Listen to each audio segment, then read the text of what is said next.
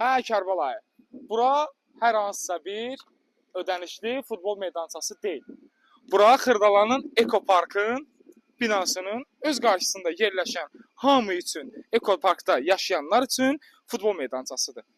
Ödənişsiz. Və sizin nəzərinizə çatdırıram. Bu günləri sizə 53 kvadratda gördüyünüz Ekoparkda möhtəşəm bir dənə ev təqdim edəcəm sizə. 2 otaq 53 kvadrat. Özü Kupçalı ipotekaya da yararlı. Keçək evimizlə tanış olaq.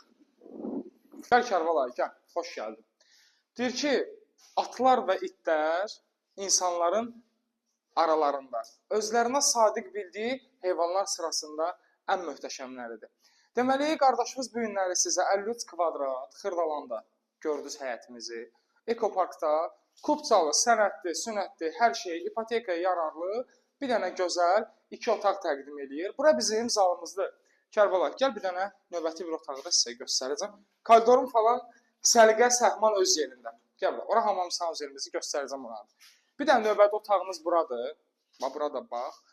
Oradan kuxnaya, yəni mətbəxə keçidimiz də var. Gəl bura Kərbəlayı. Hamam sauzerimizi də çək, qəşəng. Geniş, yerində hər şey, əla. Gəl sənə mətbəxi göstərdim. Valla bu atların şəkillərini görürəm, xoşuma gəlir. Buyur Kərbəlayı, mətbəxə bax bir dənə. Gözəlliyə bax bir dənə, səliqə səhmana bax bir dənə. Qardaş, hər şeyə əla, balkonun, istili sistemi bir dənə zəhmət olmasa Kərbəlayı onu çək.